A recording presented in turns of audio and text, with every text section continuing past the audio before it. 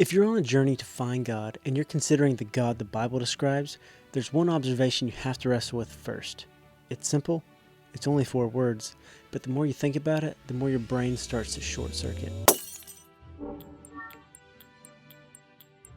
What's up everyone, Dane here. Welcome to In Context, the channel that's all about helping you better understand the Bible in its proper context. Making biblical observations is essential to understanding what the Bible is about. That should be obvious. But there's one observation that never fails to give me a headache, and it's the very first 4 words of the Bible. In the beginning, God. What existed before matter, before time, before anything? God. The Bible doesn't open with an argument, a defense, just a blanket statement. What do these 4 words actually claim? In the beginning. That implies time had a beginning. The universe had a beginning. Everything that began there. But God is already there. The text doesn't say, in the beginning, God came into existence. It says, in the beginning, God. Meaning, before the beginning, He was. And this isn't a one-off isolated example. Scripture reinforces this claim over and over again. In Exodus 3:14, when Moses asks God his name, God responds, I am who I am. Not I was, not I will be, I am. A declaration of existence. In Psalm 90, verse 2, we read, from everlasting to everlasting, you are God. Before anything ever began, He was. After everything ends, He remains. In Daniel 7:9, He's called the Ancient of Days. Not ancient in the sense of aging, but ancient in the sense of already being there before anything else. And in Revelation 1:8, the claim is, I am the Alpha and the Omega, who is and who was and who is to come. And John 1:3 draws a line in the sand for us. All things were made through Him, and without Him was not anything made that was made. Everything that came into existence had a cause. God did not come into existence, and therefore He is not in the same category. And here's where the headache really starts. Think about us for a second. We are finite, we are caused, we are time-bound, and we are contingent. Everything about our existence depends on something else.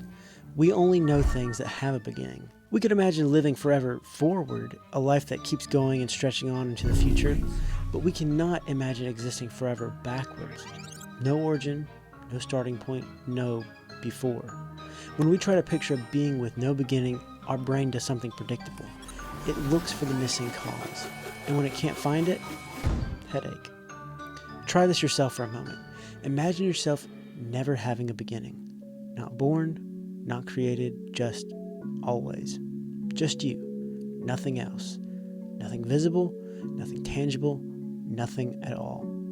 When I do this, I tend to picture blackness, but even blackness is something.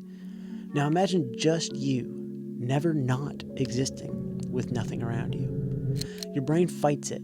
It's not built for it. It wants a starting line. It wants a timeline. It wants a cause. But God doesn't fit into any of those categories. He is not finite. He is not caused.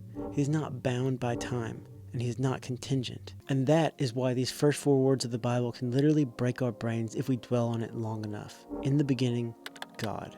Now here's where we hit what I'd like to call a logical lock. If something exists right now, and it does, then logically we are locked into only 2 possible options. Option 1, something came from nothing. Or option 2, something eternal exists. That's it. There isn't a third category hiding somewhere. Either at some point absolutely nothing existed and somehow something emerged from it, or something has always existed. Logically, those are the only 2 doors available, and the Bible opens by choosing one of them immediately. It doesn't argue for it, it doesn't solely build up to it, it doesn't try to make it easier to accept, it simply declares, in the beginning, God. People may not agree with it, they may wrestle with it, but no one can rightfully accuse the Bible of presenting a storytime version of an unintelligent magic man in the sky. It doesn't give us a petty power-hungry deity like the ones of Greek mythology. It presents a category of being beyond creaturely comprehension. A being who does not begin. A being who is not caused. A being who does not need. A being who simply is. Now that the headache is hopefully settling a bit, here's where awe can start to take place. From the very first words of Scripture, we can see some eye-opening truths about God. If God has no beginning, has no cause, exists outside of time, created everything visible and invisible, then He is not a story-time version of a magic man in the sky. He is not a petty power-hungry deity like in Greek mythology. He is not a superpowered being floating around inside the universe. He is something entirely different. He is the reason there is a universe. not just a part of it, not just running things from the inside.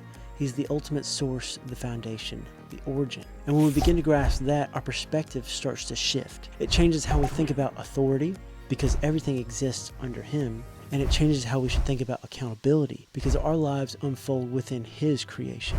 This is the God the Bible introduces in its very first words. In the beginning, God.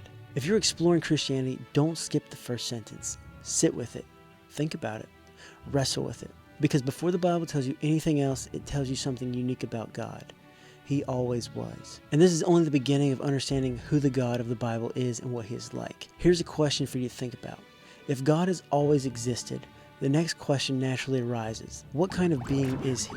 Is he an impersonal force, a distant deity, or is he personal and purposeful? That's what we'll explore in the next episode. Thanks for watching. If you enjoyed this video, give it a like, and if you want to follow along as we keep exploring these questions, don't forget to subscribe so you don't miss the next episode. Thanks to everyone who makes this ministry possible, and as always, when reading your Bible, remember to keep it in context.